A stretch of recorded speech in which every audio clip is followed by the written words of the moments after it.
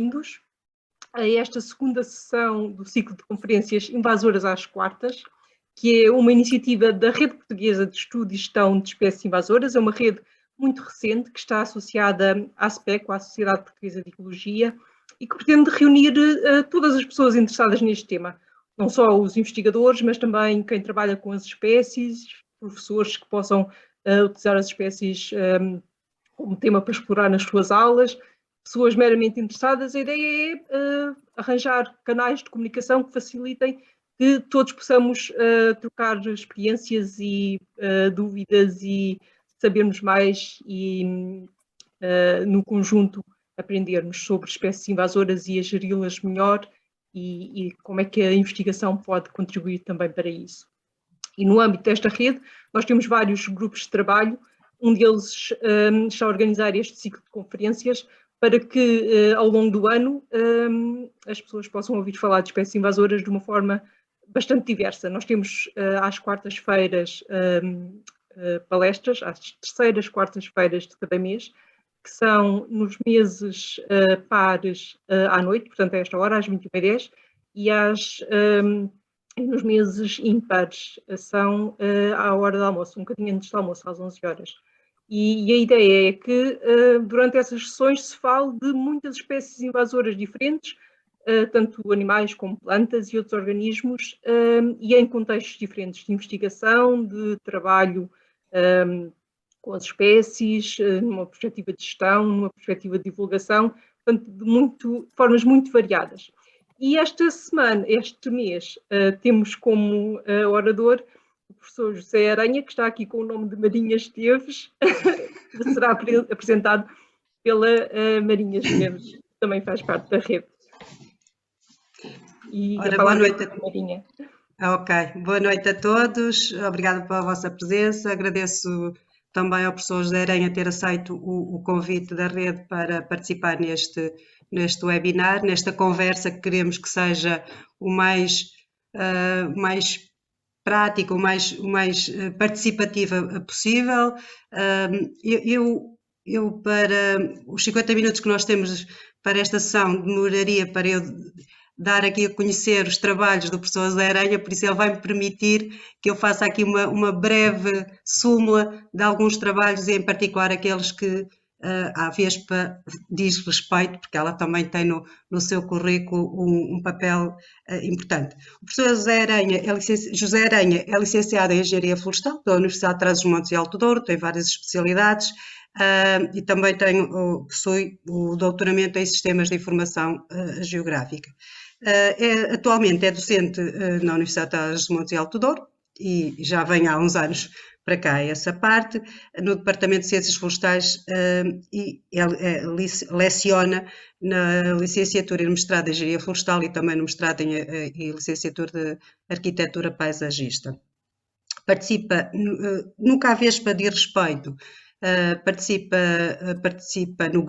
atualmente participa no grupo de trabalho Atlântico Positivo, Conservation of Atlantic Pollination Service and Control of Invasive Species Vespa velutina, através do Fundo European Regional Development Fund, também através de um projeto do PDR 2020, também intervém como principal investigador do Go Vespa, no controle e minimização dos prejuízos causados pela Vespa velutina na apicultura, e iniciou, digamos assim, também este estudo mais pormenorizado sobre a Vespa num projeto em 2015, do GES Vespa, cuja entidade líder era o INIAV, e deste projeto foi promovido o Plano de Ação para a Vigilância e Controlo da Vespa velutina em Portugal.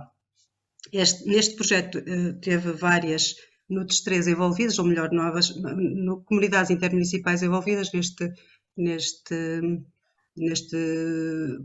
candidatura ao POCUR, entre as quais também a comunidade intermunicipal do Cávado, e por isso também conhece bastante bem esta problemática, esta região. Tem vários artigos científicos publicados, orientador de várias teses de dissertação, participa e participou em congressos em diversas áreas e também, ainda no mês passado, no âmbito do Atlântico Positivo, também fez uma exposição sobre o trabalho que hoje aqui também vai mostrar, vai partilhar connosco sobre a Vespa Volutina. Isto já não está escrito, por isso eu na minha opinião pessoal, é uma das pessoas que mais tem estudado a questão da invasora da Vespa. Há outras entidades, há outros investigadores que nós temos também partilhado nesta rede e noutras, mas como nós estamos aqui mais no norte e puxando a brasa à nossa sardinha, sim, ele tem-nos ajudado a compreender a problemática da invasão desde 2012 até então, e é isso que eu penso que ele hoje nos vai também aqui apresentar.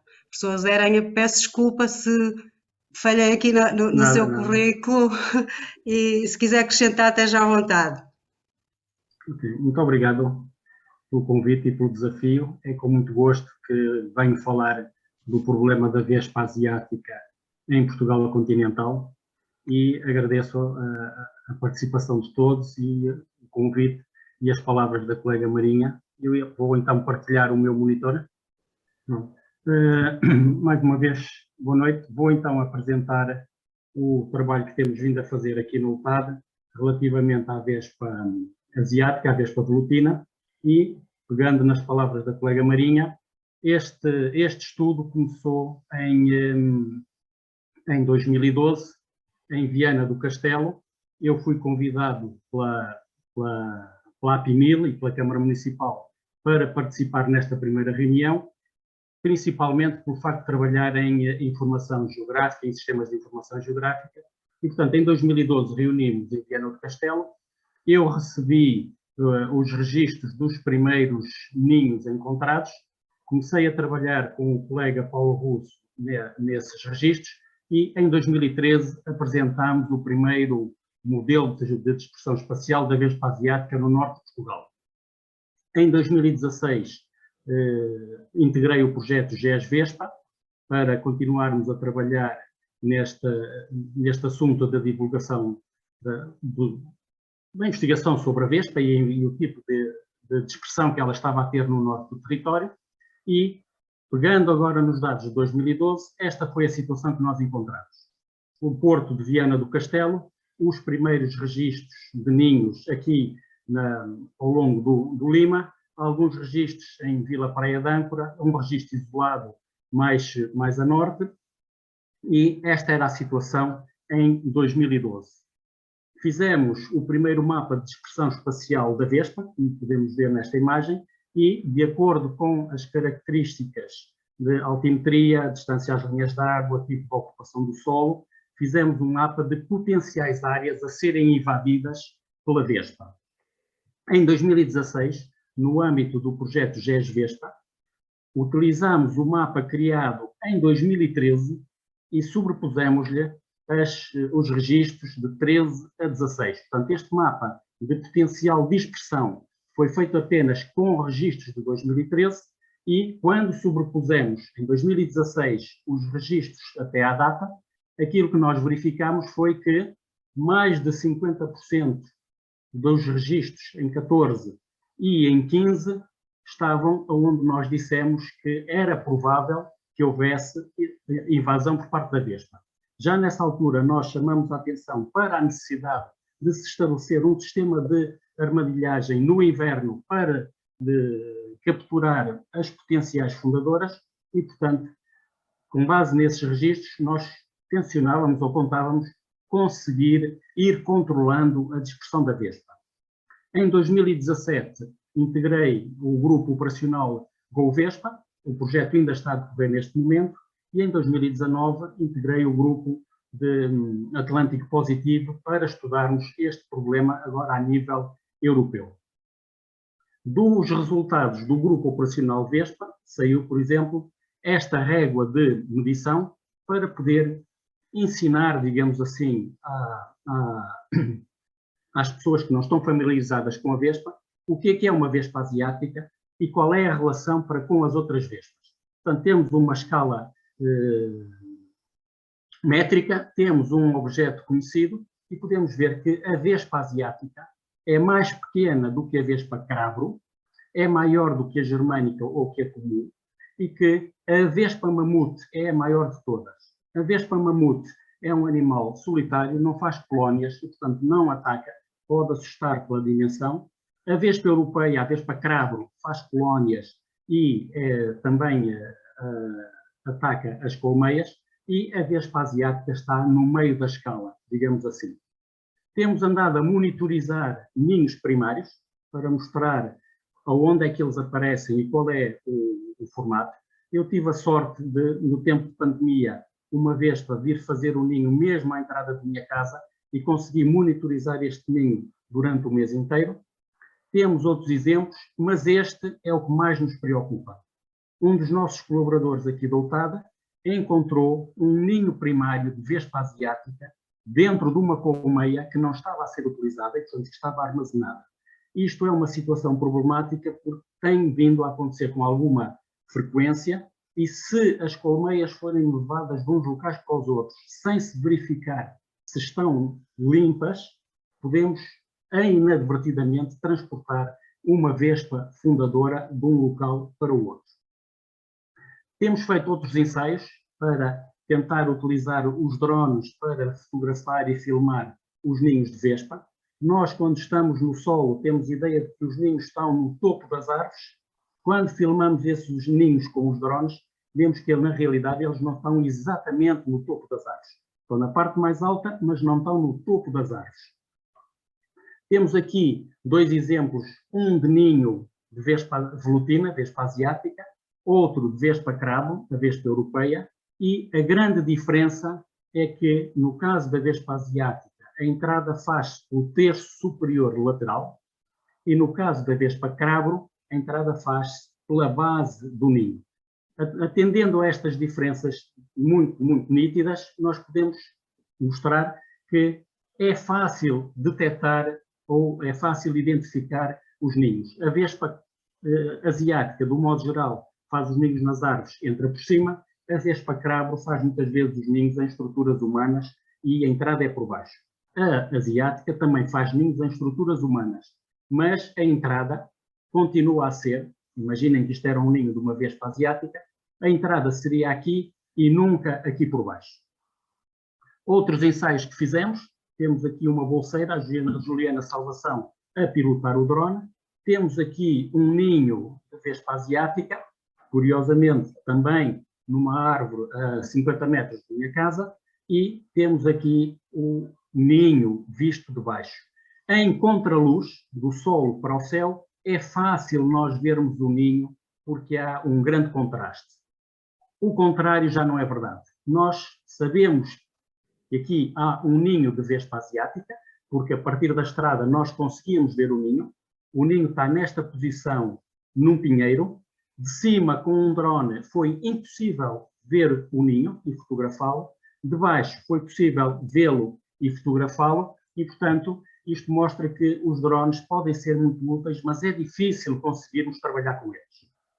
Em termos de registros, até 2015, a maior parte dos registros era fornecido diretamente pelos municípios ou por colaboradores da UTAD. Nós, felizmente, temos uma boa relação com os apicultores e com as comunidades de apicultores e, portanto, recebemos os ninhos ou os registros através de informação direta. A partir de 2015, passamos a receber os ninhos essencialmente através da plataforma SOS Vespa. Em 2020, devido à pandemia, tivemos alguma dificuldade em ter acesso a esses registros e, analisando o histórico entre 2012 e 2021, podemos ver uma rápida subida do número de ninhos registados. Em 2020 houve uma redução.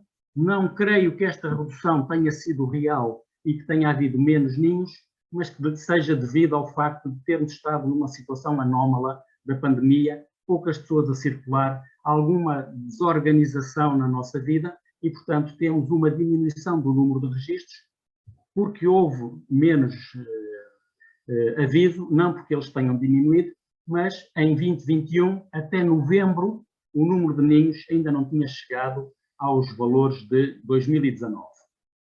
Analisando a dispersão espacial, este é o cenário do que aconteceu entre 2012, em Viana do Castelo, e depois a dispersão que foi sendo feita essencialmente ao longo da linha de costa e ligeiramente para o interior. Tendo uma breve animação, 2012, 13, 14, 15, 16, 17, 18, 19, a Vespa chega à margem direita do Rio Tejo e há registros na margem esquerda. Em 2020 já está tanto na margem direita como na margem esquerda do Tejo e em 2021 temos o norte quase todo invadido pela Vespa asiática, exceto os territórios mais interiores e mais altos. O que é que nós temos detectado ao longo destes quase 10 anos de estudo? Que a presença depende muito da localização geográfica e da época do ano.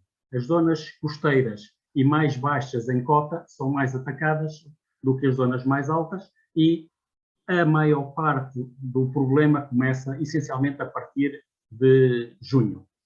No final de janeiro começam a aparecer os primeiros indivíduos de Vespa asiática nos locais mais quentes e de mais baixa altitude. Entre fevereiro e fim de maio aumenta o número de avistamentos e já começa a ser frequente também haver capturas em armadilhas a meia encosta. No entanto, até ao final de maio, as vespas não atacam as colmeias. Andam essencialmente a fazer os ninhos secundários, andam a alimentar a criação, mas não atacam as colmeias. A partir do meio de junho, aí sim começam os ataques às colmeias.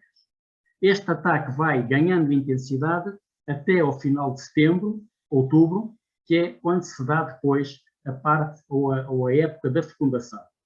Também verificamos que quando as colmeias estão instaladas em locais com pouca vegetação e quentes, de um modo geral, são mais atacadas do que as colmeias que estão rodeadas de vegetação, principalmente se essa vegetação tiver flor ao longo do ano.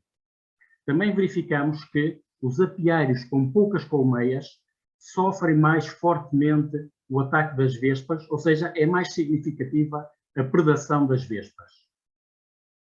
A relação entre a localização dos apiários e o território é que vai ditar se é ou não é problemática a instalação desses locais. Terrenos muito abertos, sem vegetação nenhuma, de um modo geral, são muito atacados. Terrenos agrícolas com vegetação, com floração, durante muito tempo, de um modo geral, são menos atacados. Relativamente às armadilhas, nós recomendamos que se coloquem armadilhas desde fim de janeiro até junho e o número de capturas depende muito da presença na redondeza. Temos tido alguns apicultores que não ficam satisfeitos com o resultado porque notam que há vespas a circundar ou a caçar nos seus apiários, mas depois têm poucas capturas. Essas poucas capturas devem-se ao facto de haver poucas vespas no local. É problemático para os apicultores, mas esta relação ou esta noção de muitas vespas vai depender de pessoa para pessoa.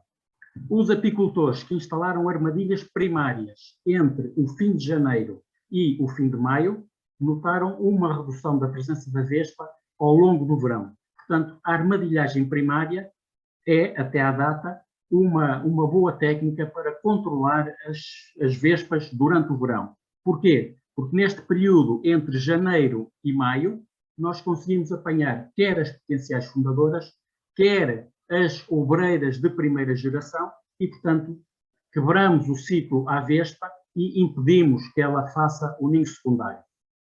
Relativamente à dimensão das vespas, esta também depende da época do ano. No fim do inverno e durante a primavera, as obreiras de primeira geração são, de um modo geral, pequeninas. As fundadoras são muito grandes. E depois, no verão e no outono, as obreiras de segunda geração têm um tamanho intermédio e, em alguns casos, têm um tamanho grande. Como é que se distinguem os machos das fêmeas? Os machos têm um tamanho intermédio, não têm ferrão e não têm o abdômen pontiagudo. O abdômen dos machos é chanfrado, ou seja, é cortado nesta secção.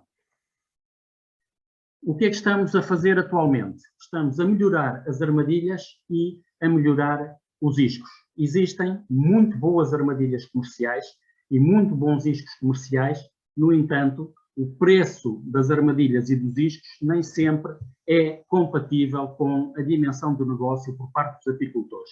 E é por isso que nós também estamos a trabalhar nas armadilhas primárias e nos iscos primários. O que é que devemos fazer? Assim que temos os primeiros avistamentos, colocar as armadilhas primárias junto aos apiários e ir lendo os registros e ir avisando quem trabalha nesta área de quantos indivíduos vão capturando e como é que eles são capturados, para que nós possamos fazer um estudo da dinâmica temporal do ataque. Os ataques às colmeias em si só começam a partir de meio, fim de junho. E no início de junho, de um modo geral, são de baixa intensidade. A partir de julho e até final de setembro, outubro, os ataques são muito severos. O que é que nós não recomendamos? Não recomendamos que ninguém se aventure a fazer a destruição voluntária dos ninhos. A vespa asiática, por si só, não é um animal agressivo. A vespa asiática é, das vespas todas que eu conheço, a menos agressiva de todas. Tanto que, quando nós andamos a apanhá-las em frente às colmeias, para as marcar com um verniz, para poder perceber onde é que elas circulam, as vespas desviam-se de nós e até à data nunca houve registro de nenhum ataque premeditado por parte da vespa. Já quando nos aproximamos dos ninhos secundários, se estivermos aí até 5, 6 metros do ninho, de um modo geral, não é problemático. Se nós nos aproximarmos a menos do que essa distância do ninho, ou se causarmos vibrações fortes junto ao ninho, aí sim as vespas atacam. Portanto, não recomendamos a destruição voluntária dos ninhos, é perigoso e deve ser feita por pessoas treinadas e creditadas. Também temos visto muitas pessoas a utilizar os chamados cavalos de Troia. O que é um cavalo de Troia? É apanhar vespas em frente às colmeias, cortar-lhes as patas de trás, pincelar as vespas com fipronil ou com a chamada pipeta para os cães e para os gatos, ou outro tipo de veneno, e soltá-las. O que é que acontece? Sempre que fazem cavalos de Troia, como as vespas não voltam para os ninhos sem caçar, elas não caçam no apiário onde foram marcadas, mas vão caçar no apiário do vizinho. E muitas vezes a morte súbita das colmeias deve-se ao facto das vespas marcadas, como o cavalo de Troia, pousarem na tábua de voo da colmeia do lado e ao pousarem na tábua de voo ou ao entrarem até dentro da colmeia, transportam o veneno e matam as abelhas todas. E daí a morte súbita das colmeias. Portanto, para além de ser proibido por lei andar a espalhar venenos na natureza, nós não recomendamos de todo a utilização de cavalos de Troia. O que é que devemos fazer? Monitorizar regularmente os apiários e comunicar o avistamento das vespas. Fazer a instalação das armadilhas primárias a partir do fim do inverno e durante toda a primavera. Pedimos que colaborem connosco através de fotografias georreferenciadas. Portanto, se autorizarem o GPS do smartphone a registar a posição e essa posição ficar registada na fotografia, sempre que tirarem uma fotografia a uma vespa, a uma armadilha ou a um ninho, se nos enviarem essa fotografia, como ela está georreferenciada, nós conseguimos colocá-la no nosso sistema de informação geográfica. Recomendamos também que intensifiquem a quantidade de vegetação em redor dos apiários. Podemos utilizar vegetação fruteira e, portanto, introduzir árvores que produzam flores e frutos e árvores com floração ao longo de todo o ano, ou podemos utilizar floração estética. camélia. Nós verificamos que a camélia atrai muito as vespas. Aqui na UTAD, como temos muitas camélias, uma grande coleção de camélias, e as camélias têm flor durante todo o ano, nós conseguimos ver de janeiro até fim de outubro as vespas sistematicamente a comer e a caçar nas camélias.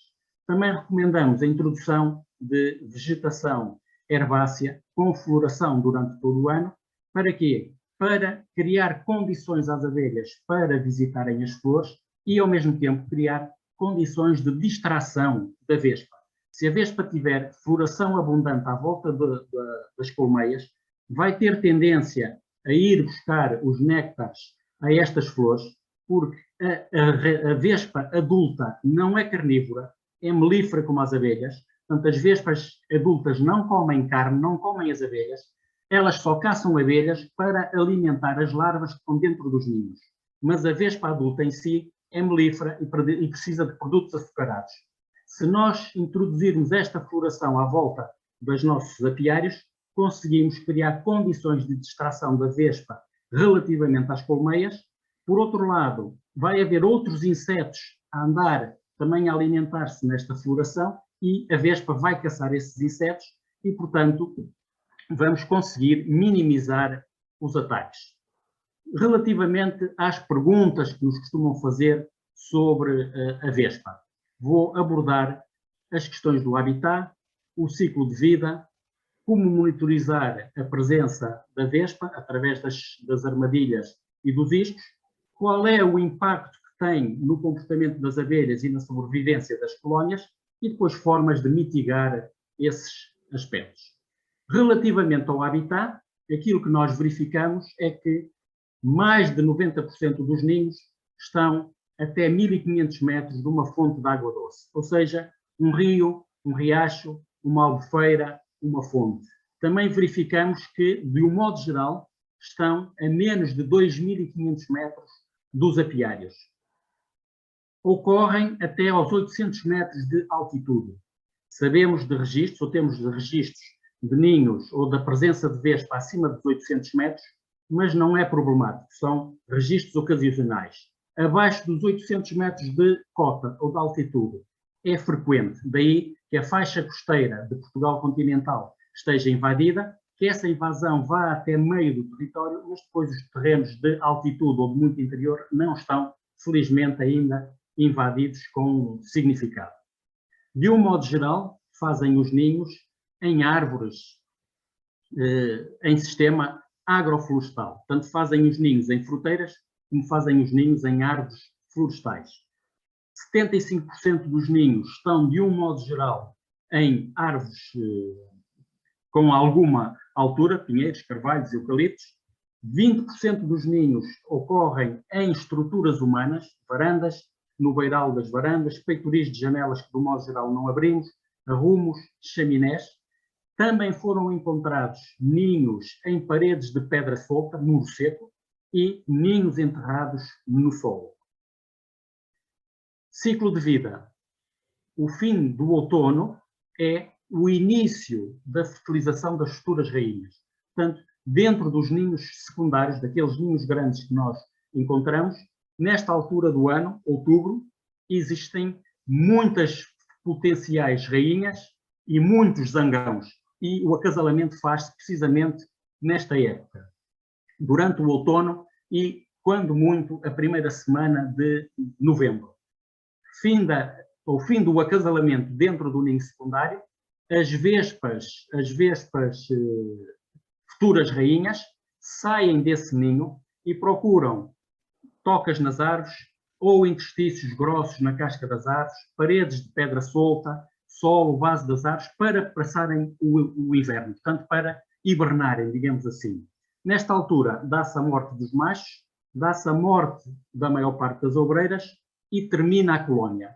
Isto quer dizer que, a partir de agora, destruir ninhos é só para tranquilizar a população, porque todos os ninhos que nós temos neste momento pendurados nas árvores já estão, de um modo geral, inativos, já não têm vespas ativas. No fim do inverno e início da primavera, As fundadoras que sobreviverão ao inverno saem destes locais de hibernação, procuram um local relativamente abrigado e fazem o ninho primário. O ninho primário começa por ser uma estrutura do tipo de uma bola de ping-pong, evolui para uma bola de ténis. Se o local for relativamente bem abrigado, poderá chegar ao tamanho de uma bola de voleibol, digamos assim, e se for ainda suficientemente calmo, evolui para um ninho secundário. Se não for um local calmo, ou se for um local muito desabrigado, o que acontece é que elas saem dessa zona onde fizeram o ninho primário e vão fazer o ninho secundário numa árvore próxima desse local. No verão, há um forte desenvolvimento do ninho secundário, há uma abundante criação de obreiras de segunda geração e o ninho passa por uma estrutura que, na maior parte dos casos, tem entre 30 centímetros de diâmetro e 50 de comprimento, mas nós já encontramos ninhos com 60 centímetros de diâmetro e 1 metro de comprimento. E é precisamente no início do verão que começam os ataques fortes às colmeias. Como é que devemos monitorizar a presença da vespa? Colocando armadilhas, quer primárias, quer secundárias, e utilizando iscos. Nós, no grupo operacional Vespa, o engenheiro Alexandre Vieira desenvolveu este modelo. Uma garrafa de 1,5 litro, corta-se o gargalo, inverte-se o gargalo para fazer de funil, um garrafão de 5 ou de 6 litros, corta-se uma abertura em 2 das faces do garrafão, fazem-se 4 furos na base. Para quê? Para colocarmos esta garrafa dentro do garrafão. O garrafão só vai servir de suporte para pendurarmos numa árvore ou numa outra estrutura qualquer e para evitar que a chuva caia dentro da garrafa e faça a diluição do isco.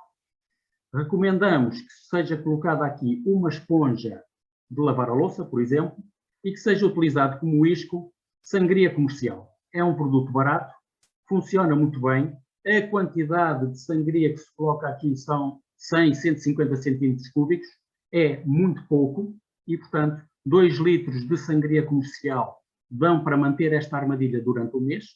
Se não quiserem comprar a sangria comercial, podem fazer as chamadas receitas com vinho tinto, cerveja preta, açúcar amarelo e xarope de groselha. Independentemente do isco que vierem a fazer, recomendamos que coloquem sempre uma bebida alcoólica para evitar que as abelhas também caiam nestas armadilhas. Se utilizar um isco açucarado sem álcool, o mais provável é apanhar abelhas também. Se o isco tiver álcool, as abelhas já não são atraídas e só são atraídas as vespas. Existem, como referi há pouco, vários iscos comerciais e várias armadilhas comerciais que funcionam muitíssimo bem, no entanto, são demasiado dispendiosas para a maior parte do volume de negócio dos nossos apicultores. Também desenvolvemos, com base no trabalho dos nossos parceiros espanhóis, estas caixas armadilha. Isto são caixas de guardar a roupa, fazem-se várias aberturas na caixa, colocam-se dentro da caixa os vários iscos. Na altura entre o fim do inverno e a primavera, os iscos só têm que ser açucarados e alcoólicos. Na altura do verão, para além dos iscos açucarados e alcoólicos, também têm que ter uma componente de proteína, uma vez que nesta altura do ano as vespas procuram muito a proteína. Aonde é que devemos instalar as armadilhas? As armadilhas primárias devem ser colocadas a 10, 20 metros das colmeias, de preferência em árvores floridas ou em arbusto. Se tiverem oportunidade, recomendamos que as coloquem nas 4 direções dos pontos cardeais. Para quê? Para que quando nos reportarem o número de vespas caçadas em cada armadilha, se nos reportarem a direção, nós conseguimos saber quando é que começam os ataques, ou quando é que começam as vespas a cair nas armadilhas, conseguimos saber qual das direções é mais abundante e conseguimos estimar de onde é que elas possam estar a sair. Também recomendamos que as pendurem em telhados de armazéns ou de garagens. Estas armadilhas primárias, instalá-las entre janeiro e o fim de maio e monitorizá-las semanalmente.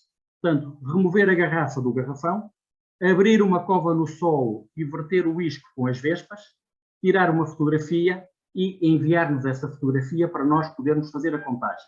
A seguir, tapar a cova para que não fiquem iscos a céu aberto a atrair insetos e a atrair outras vespas. Repor o isco, colocar a garrafa no garrafão e reiniciar o ciclo. Até ao final de junho, ou seja, até à colheita do mel, até à cresta, de um modo geral, as vespas não perturbam as colmeias nem as abelhas. Porquê? Porque são essencialmente melíferas e andam a alimentar-se e a alimentar o crescimento da colónia em si com as vespas secundárias. A partir de junho, aí sim, começam os ataques mais severos e durante agosto e setembro eles podem ser extremamente graves. Depois de retirar o mel das colmeias, uma vez que não há até à data interferência entre o ataque das vespas e a produção da primeira colheita de mel, nesta altura, o problema não é grave. O problema surge a seguir. Como em junho as colmeias já não têm mel porque o apicultor fez a cresta e as vespas estão a atacar as colmeias, muitas vezes as abelhas não conseguem sair para se alimentar ou não conseguem sair para fazer a higiene da colmeia e dá-se o colapso da colmeia. O prejuízo, neste caso, resulta do facto dos apicultores terem que alimentar artificialmente a colónia para não a perderem.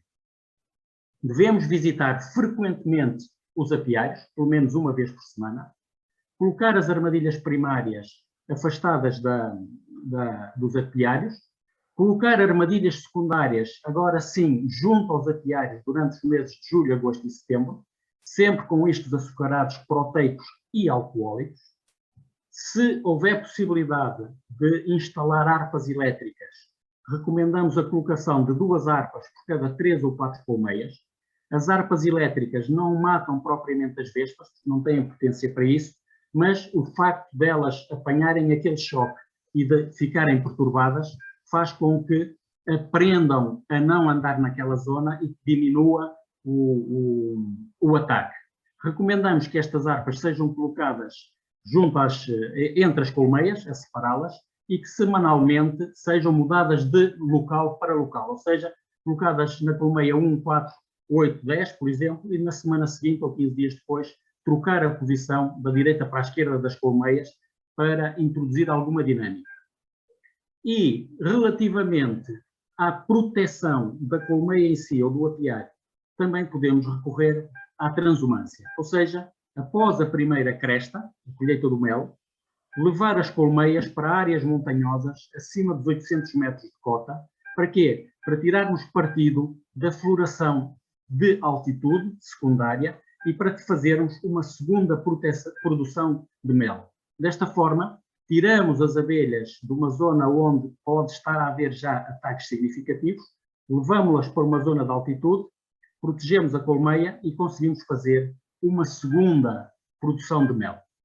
Portanto, em termos gerais, este é o resultado dos 10 anos de trabalho que nós temos tido no estudo desta praga que é a vespa asiática. Obrigado.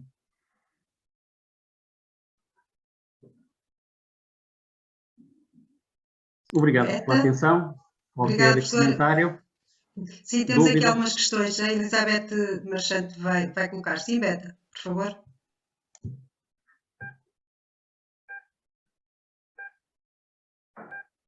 A Elizabeth tem que ligar o microfone. Estava a tentar ligá-lo e não conseguia. Deixa-me ver se sou capaz de perceber qual é que é a primeira. Creio que seja a Luís Batista, que pergunta se a vespa adulta é melífera, mas também se alimenta de alguma proteína. Não, do modo geral, as vespas adultas só comem produtos açucarados. Aquilo que nós temos verificado é que elas andam nas flores a apanhar os néctares e sabemos que quando elas estão dentro dos ninhos a alimentar as larvas, elas apresentam a proteína animal à larva e recebem um produto açucarado que a larva produz dentro do ninho. Portanto, as vespas adultas caçam, nós já temos visto as vespas a desmembrarem as abelhas, mas não comem as abelhas, só as levam. Muito obrigada e muito obrigada pela sua palestra muito interessante. Obrigado. E a próxima pergunta era minha. Era sobre o nível de especificidade das armadilhas, tanto as comerciais como as caseiras como as que se vendem. Elas não apanham, disse que elas não apanhavam as abelhas, mas outros insetos também são capturados, além da vespa? Nós temos tido o cuidado de fazer as contagens do que é que apanhamos nas armadilhas todas. Portanto, todas as pessoas que colaboram connosco fazem a contagem e mandam-nos fotografias. A quantidade de outros insetos não é significativa. De um modo geral, as armadilhas têm essencialmente vespa asiática e vespa crabro. Na nossa área aqui no norte, o que nós apanhamos é maioritariamente vespa asiática, vespa crabo, portanto estamos a fazer um estudo para perceber qual é a relação entre a presença da crabo e da asiática. Raramente apanhamos abelhas, raramente apanhamos outros insetos, de vez em quando apanhamos uma traça, ou borboletas nunca apanhamos nestas armadilhas. Portanto, a questão de a armadilha prejudicar os outros insetos polinizadores, até à data, os nossos resultados não apontam nesse sentido. As armadilhas comerciais são igualmente seletivas. Também temos parceiros que utilizam armadilhas comerciais. Por exemplo, o município de Montalegre tem um esquema de armadilhagem muito intenso, só com armadilhas e iscos comerciais. Nós, por exemplo, o ano passado conseguimos fazer a contagem de mais de 10 quilos de vespas que nós apanhamos nessas armadilhas e era essencialmente vespa asiática e vespa crabro. Os outros insetos aparecem, claro que aparecem, mas não é nada de preocupante, nem nada de alarmante. Portanto, não prejudica a comunidade de polinizadores. Okay. E a pergunta seguinte também vinha neste sentido. A Teresa Portas perguntava se não captavam insetos que são necessários para a polinização. Capturam, claro que capturam, mas não é significativo. Nós não podemos, não temos dados até à data em que, digamos, que metade do que estava lá dentro eram outros insetos que não vespas. Se os iscos forem alcoólicos, de um modo geral, a gente só apanha vespas e crabro, vespa asiática, a vespa vulgaris, a pequenina, de um modo geral, uma ou outra germânica, mas essencialmente vespa asiática. Muito obrigada. E depois o comentário seguinte é mais um comentário do que uma pergunta, é do Fernando Sousa, que diz para conseguirmos controlar as infestantes, seja esta ou outras infestantes, só vamos conseguir se trabalharmos todos em conjunto. Claro, se o município fizer sim. e os outros em volta não fizerem, não se vai resolver o problema. E isto é muito óbvio para esta e para outras espécies. Sim, mesmo ao nível dos apicultores, uns protegem, outros não protegem, portanto é sempre problemático. Ou trabalhamos todos no mesmo sentido e colaboramos uns com os outros, ou haverá sempre brechas nesta defesa. E eu aproveitava para completar um bocadinho a pergunta e perguntava-lhe como é que tem sido a interação entre os vários municípios aí na região norte. De um modo geral, temos bom relacionamento com a maior parte dos municípios. Sempre que possível, eles enviam-nos os registros dos ninhos, não colocam armadilhas. Os colegas que trabalham nos municípios não colocam armadilhas, mas têm-nos permitido fazer palestras e ações de divulgação no sentido de aconselharmos os apicultores a colocar essas armadilhas. E há sempre uma boa resposta por parte dos municípios, porque é um problema que os afeta, tanto mais que isto foi uma tarefa que eles herdaram. Não fazia parte das ações do município destruir ninhos.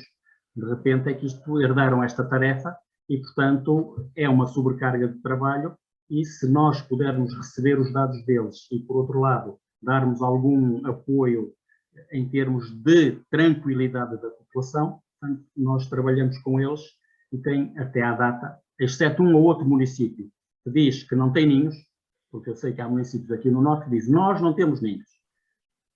Eu não acredito porque Se eu tenho um município que diz que não tem ninhos, os municípios à volta dele têm ninhos, alguma coisa se passa, não é? Portanto, mas se o senhor Presidente da Câmara diz não há ninhos, pronto, não há ninhos. Ok.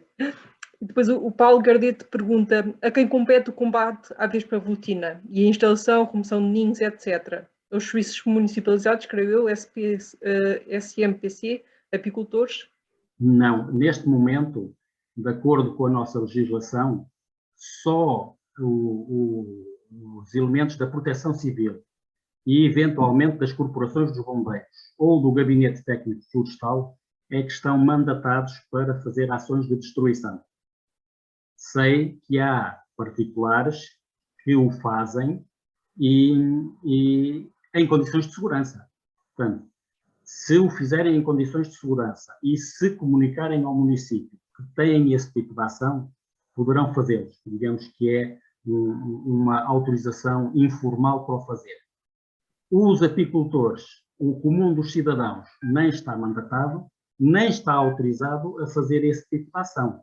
E, cuidado, que se forem destruir ninhos e por acaso as coisas correrem mal, os seguros de proteção civil, os seguros de acidentes de trabalho não cobrem esse tipo de acidente. Portanto, é só prejuízo para quem tiver a infelicidade de ter um acidente. Portanto, temos que deixar isso para as autoridades e para as pessoas que, se o quiserem fazer, então, frequentam ações de formação sobre técnicas de destruição de ninhos e técnicas de inativação de ninhos, acreditam-se junto ao município, portanto, avisam o município que vão passar a fazer esse tipo de atividade, tentam criar um seguro que os proteja em caso de acidente e passam a ter uma atividade regulamentada, regularizada, digamos assim. Regulamentada não, porque nós não temos regulamento, mas regularizada. Fazer isto por uma ação por curiosos, não recomendo de todo. Obrigada. E a Teresa Portas comenta que não mencionou o plano de ação de vigilância e controle da vespa velutina. Vocês têm alguma interação? Como é que colaboram com este plano? O plano foi feito essencialmente pelo INIA e pela Federação Portuguesa de Apicultura, pela FNATA. A UTAD não foi nem convidada, nem integrou, nem recebeu qualquer tipo de comunicação ou de pedido de colaboração, de maneira que eu sei que existe o plano, eu já li o plano, claro que li o plano e conheço o plano, mas como nós não fomos integrados nessa ação, eu não falo desse plano.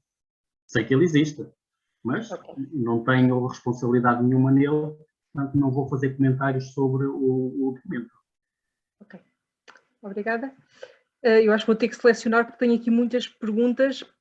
Há uma pergunta a seguir sobre o João Rodrigues, que pergunta qual é a diferença entre uma armadilha primária e secundária. A armadilha primária é essencialmente composta por um isco açucarado e alcoólico. A armadilha secundária, além disso, tem que ter uma componente proteica, porque a vespa, como caça, vai estar à procura dessa proteína e não vai ser atraída por um isco essencialmente açucarado, mas sim por um isco proteico. E, portanto, a secundária tem que ter sempre uma fonte de proteína. O que é que as pessoas usam? Fígados de galinha, peles de bacalhau, latas de sardinha, portanto, toucinho. Tenho visto muitas abordagens. Tem é que ter uma proteína qualquer que seja muito aromática para as atrair. Vários comentários a agradecer a sua apresentação. Muito obrigado. Muito boa. E a Maria Cândida pergunta sobre dardos enriquecidos com químicos para os ninhos. Serão eficazes? Dardos para os ninhos? Enriquecidos com químicos. Não sei bem, se ela quiser explicar melhor o que quer dizer com isto, pode falar. Sim, da mesma forma que se utiliza a injeção de venenos através das varas. Portanto, há uma técnica que é esticar uma vara até ao ninho, essa vara tem uma cânula associada e, portanto, temos uma bomba de pressão no chão e injeta-se o veneno nos ninhos. Se conseguir criar um dardo que leve esse veneno lá dentro e que se injete esse veneno no ninho, sim, também pode ser utilizado. Agora, é preciso que não aconteça como com as armas de pressão. que não andem a dar tiros ou a tirar dardos aos ninhos, e metade dos dardos ou dos tiros vão para as árvores, vão para o chão, vão para um sítio qualquer. Portanto, esse é que é o problema, é a eficácia. Não é a eficácia do dardo ou a eficácia do veneno, é a eficácia do disparo em si, para não andarmos a espalhar venenos na natureza. Nós já estamos no limite da hora, mas eu acho que ainda vou selecionar aqui mais uma outra pergunta. E temos aqui um alerta: quem estiver acordado e quem estiver cá tem que escrever Vespa para nós passarmos os certificados, senão nós não passamos.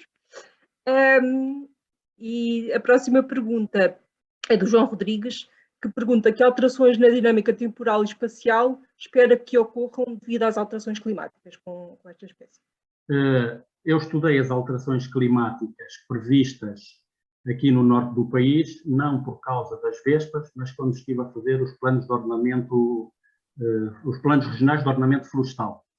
Aquilo que se prevê para o norte do país é que nós venhamos a ter primaveras precoces e verões tardios, por causa dessa alteração climática. Isto vai fazer com que o ciclo da vespa seja mais longo. Ou seja, nós até à data temos visto as vespas primárias e as fundadoras a saírem no fim de janeiro e durante o mês de fevereiro, março, abril, por aí fora.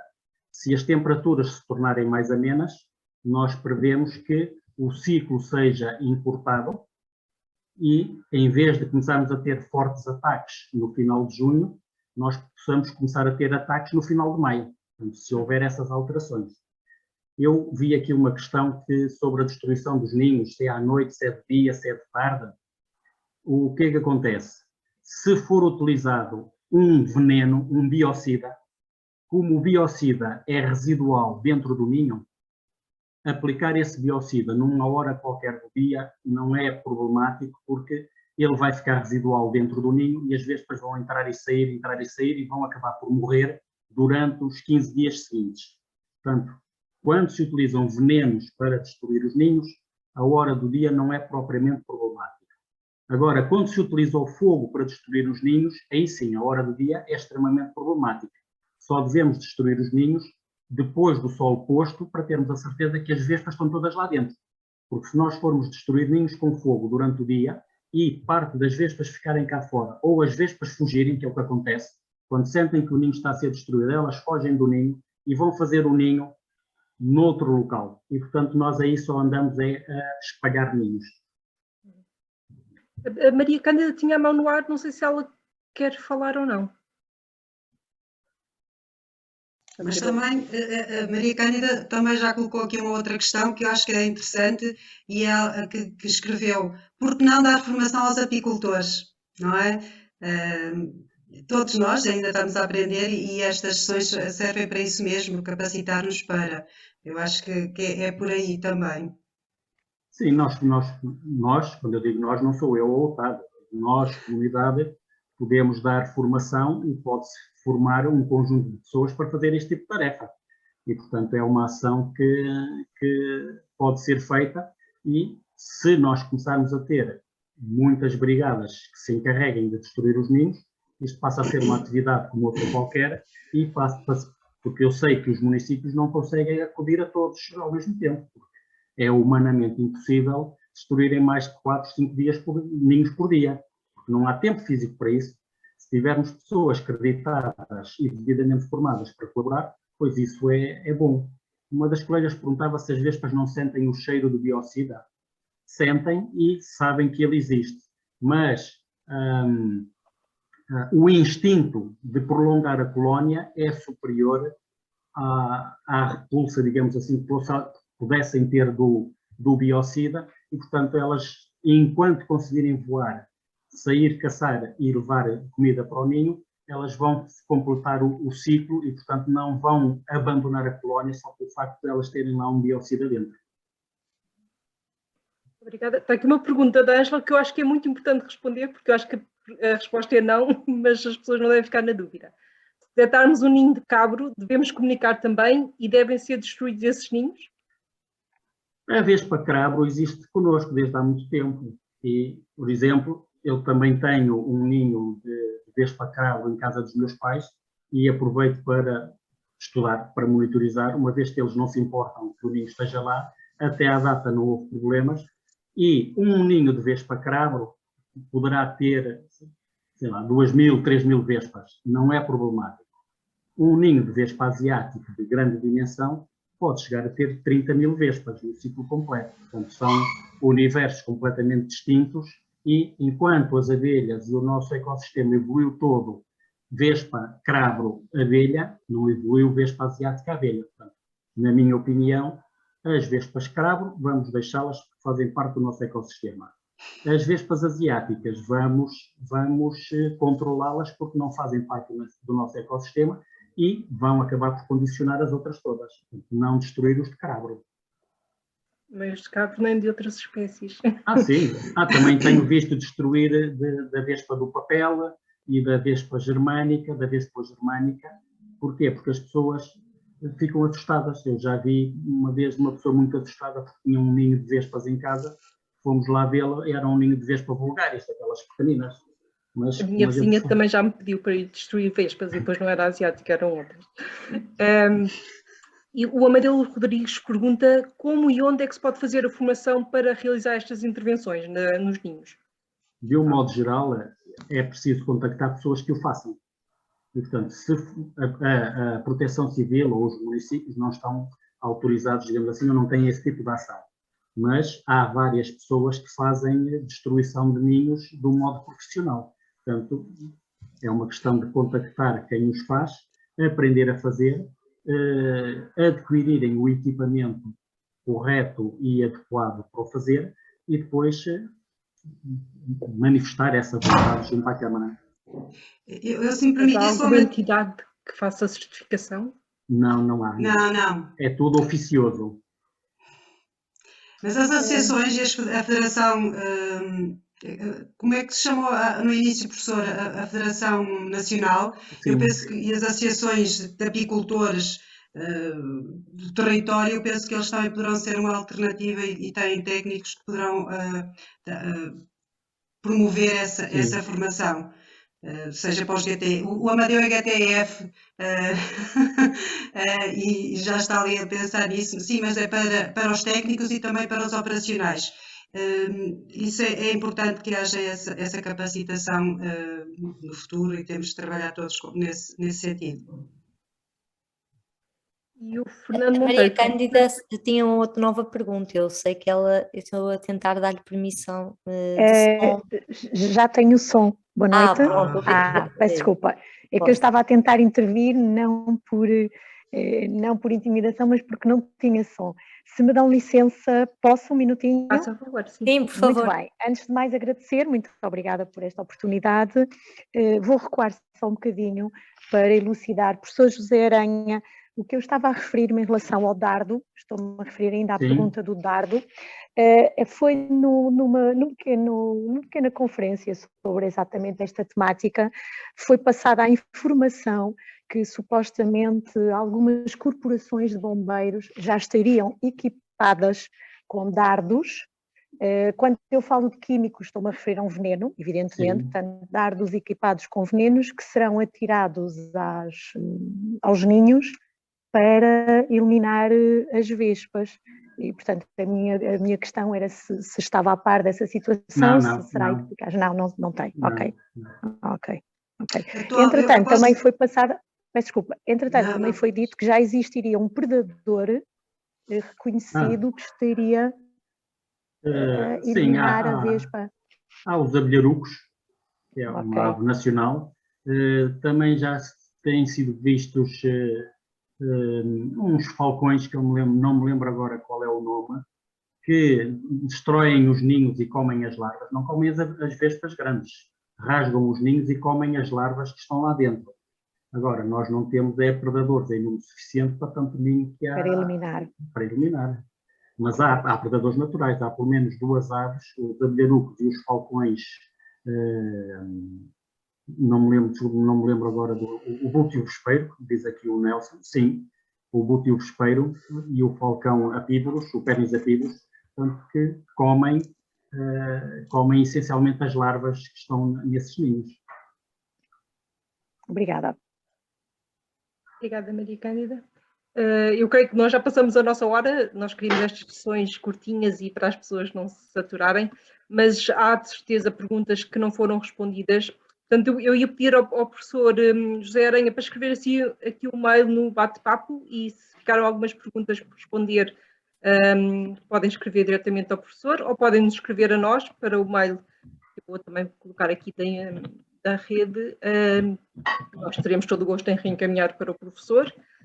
E a não ser que haja alguma que seja mesmo muito importante e que queiram pôr falando, porque eu já me perdi em tantas comentários. A Sofia Mendoza tinha uma questão que está a acontecer e não sei se ela está a ouvir, eu já não estou a ver, Sofia. Está aí. Se puderes colocar verbalmente, eu acho que é de interesse para esta discussão.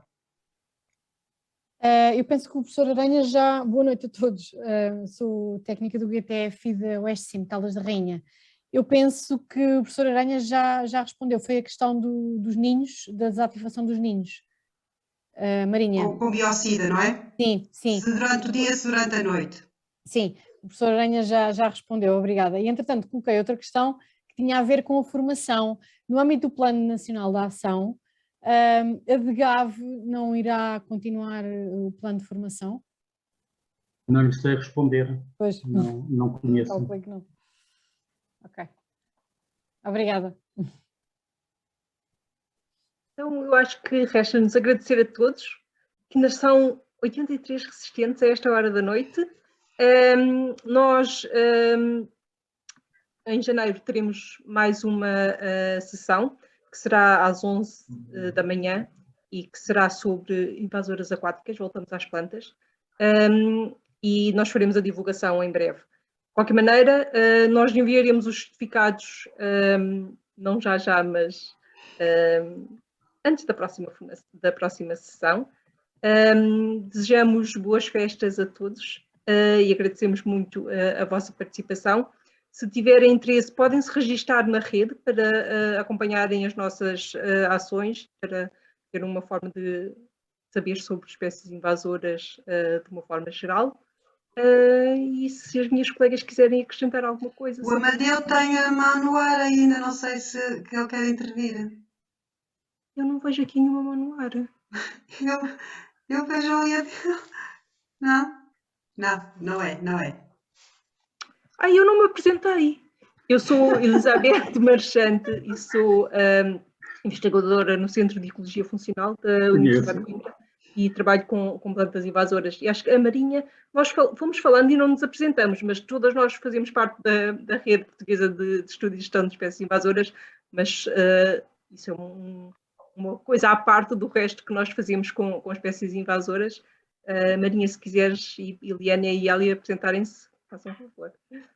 Eu vejo que a Elizabeth tem a mão no ar, pelos vistos tem uma última questão e eu peço para ela falar. Boa noite a todos.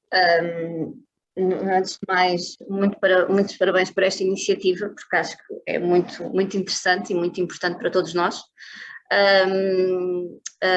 Pronto, parabenizar aqui o professor José Aranha também pela excelente apresentação e uma apresentação bastante simples, acessível e muito direta ao assunto e responde aqui a muitas das questões que se calhar nós queríamos ter resposta. Mas relativamente à formação, e não é uma questão que eu tenho para colocar, é mesmo a formação que eu tenho. Eu estou no Gabinete Técnico Florestal Intermunicipal da CIM do Alto Alentejo e nós tivemos uma primeira formação que foi dada pela DGAV, que seria a formação geral, digamos assim, sobre a Vespa velutina. E estaria agendada uma segunda, ou nós solicitámos esse agendamento selecionando alguns moldes, nomeadamente de destruição de ninhos. Só que depois, como entrou aqui a pandemia, deixou de haver essa possibilidade. Mas eu julgo que faz parte do Plano Nacional de Ação contra a Vespa velutina essas formações serem dadas pela DGAV, a nível nacional. Eu acho que eles iriam dar a nível das CIMs, não é? Inicialmente, assim conseguiriam juntar os municípios, não é? Os municípios, acabaria por ser um pouco mais fácil. Pronto, e só para dizer que nós ajudámos a organizar, que foi a DGAV que promoveu, juntamente com as várias entidades, ICNF e até uma associação de apicultores. O que é que acontece?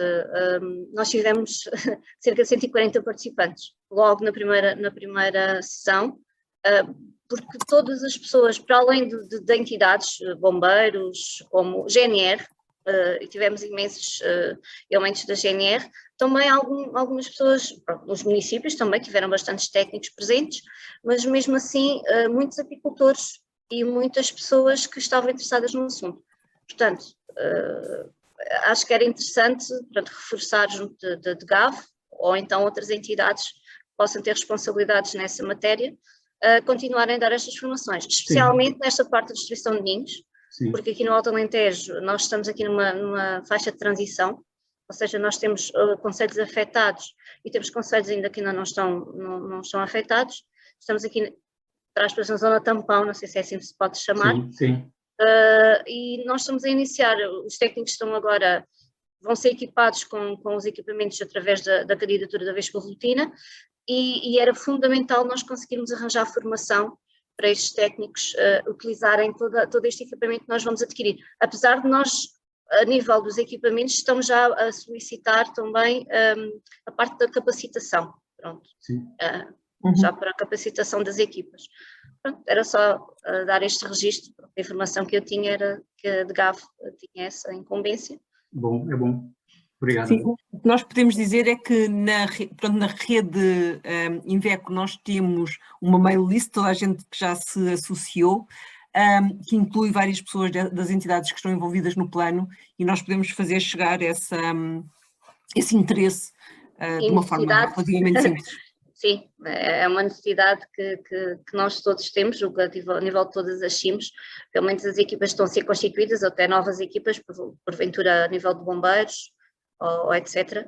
É muito importante saber ter estas informações todas, que o professor Gerem hoje também aqui comunicou, desde aqui a prevenção para comestíveis, fruteiras, o que quer que seja. Isso é muito importante para, por exemplo, os apicultores e acho que isso deve ser divulgado e acho que é muito importante para todos. Pronto, é só. Obrigada. Obrigado. Boa noite a todos e boas festas. Obrigado. Eu vou puxar aqui a brasa à sardinha das plantas. Eu eu trabalho com plantas invasoras, já perceberam, se calhar. E a verdade é que, de uma forma geral, quem trabalha com botânica, com plantas, já está habituado a um nível elevado de cegueira vegetal, até já rotularam com este termo cegueira vegetal, porque as pessoas muitas vezes, é muito humano, eu acho que é porque nós também somos bichos e portanto ligamos mais aos bichos, mas a verdade é que dentro do grupo das espécies que têm comportamento invasor, a vespa é obviamente um caso muito famoso pelas piores razões, mas há muitas outras espécies, também de outros animais, mas de muitas plantas que têm uma capacidade de alteração radical das paisagens e de todos os habitats e das outras espécies, plantas e animais que coexistem com elas, e às vezes não conseguem chegar a este nível de alerta e de percepção por parte da população, porque são quietas se calhar no seu sítio, porque vemos os verdes todos como muito iguais, e portanto era só mesmo para puxar aqui uma tentativa de, se nós aprendemos, e eu digo isto muitas vezes, quando nós aprendemos a distinguir os verdes uns dos outros e a ver, quando se faz o clique de darmos o nome às espécies, às vezes descobrimos coisas incríveis que sempre estiveram à nossa volta. E nas plantas invasoras aparece muito isso. Eu acho que nos insetos também acontece muito isso, e por isso é que as pessoas matam muitas outras vespas na tentativa de se livrarem da vespa volutina, e é uma pena, mas sofrem também de cegueira de insetos, acho eu. É natural, falta muita formação e portanto esta questão da formação pegou-me muito, porque nós só vemos aquilo que aprendemos a ver. E portanto eu espero ver-vos a todos em janeiro, para o ano, na próxima sessão, que vai ser, nós vamos fazendo planta animal, e agora em janeiro vai ser sobre plantas invasoras aquáticas. Se há plantas que sofrem da cegueira humana, as aquáticas são das que, de facto, muitas pessoas nem têm noção que há plantas dentro de água, pensam que só há algas ou peixes. E portanto, desafio-vos a todos a virem e descobrirem sobre mais plantas invasoras aquáticas desta vez. Nós costumamos dizer a brincar, eu sei que estou aqui alguns biólogos, que até os biólogos se desfazem dentro d'água e, portanto, não chegam a tratar as plantas invasoras aquáticas ou as nativas aquáticas pelos nomes, porque parece que têm medo de lá entrar e de olhar. Portanto, venham mesmo descobrir e permitam... É um mundo fantástico. É um mundo fantástico, sim. Que às vezes só o perdemos porque não estamos alerta para eles e para lhes dar os nomes certos. Portanto, estão todos desafiados. E, por favor, considerem isto como um pedido especial. Convidem outra pessoa. Venham e convidem outra pessoa. Contamos consigo, professor José Aranha. Claro. Foi um gosto ouvi-lo. Igualmente, obrigado. A pessoa conseguiu aguentar 74 pessoas aqui até às 10h30 da noite. Fico contente. Obrigado pelo desafio. Muito obrigada. Boa noite a todos. Umas excelentes festas. E até à próxima palestra. É isso mesmo. Obrigado. Estaremos cá todos, mais a pessoa a convidar-nos, está bem? Certo. Obrigado. Obrigada a todos. Deus, obrigado.